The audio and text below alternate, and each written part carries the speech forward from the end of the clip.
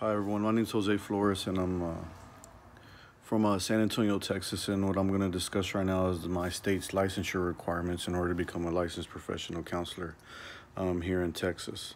So what I found was that as far as the academic and the training requirements to become an LPC in the state of Texas, you have to have a master's or a doctoral degree in counseling or a counseling-related field from an accredited college or university.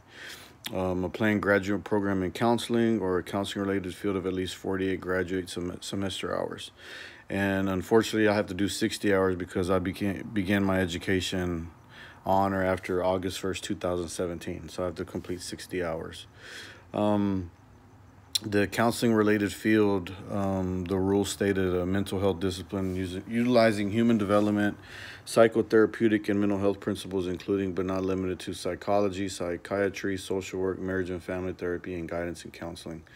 Non-counseling fields include but are not limited to dance, therapy, sociology, education, administration, and theology.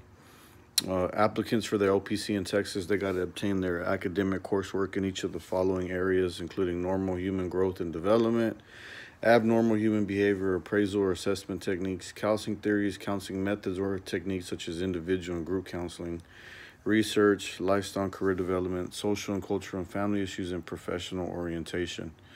As part of my graduate program, I have to complete supervised practicum experience as primary counseling in nature. The practicum should be at least 300 clock hours with at least 100 clocked hours of direct client contact.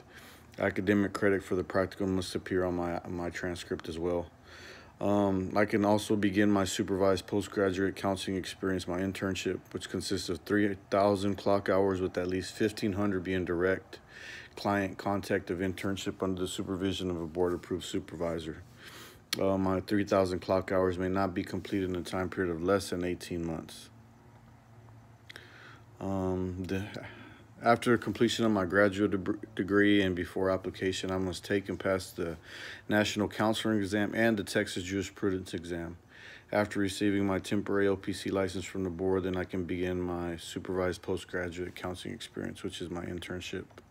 The licensure title is, the first one I'll have is a licensed professional counselor intern license, and then hopefully my licensed professional counselor license.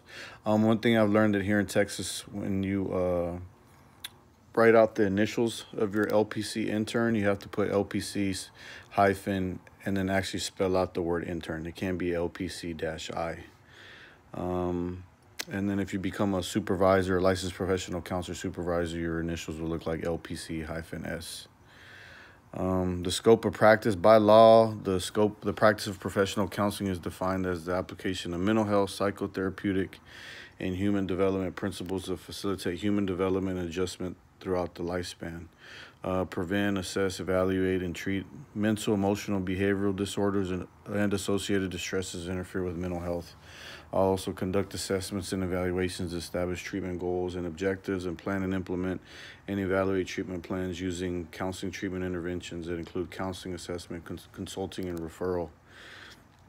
Some of the other miscellaneous requirements that I found, there's going to have to be a criminal history evaluation in order to establish procedures to evaluate upon request the criminal history of a potential applicant like myself to determine if I'm eligible to hold a license, to become a licensed professional counselor.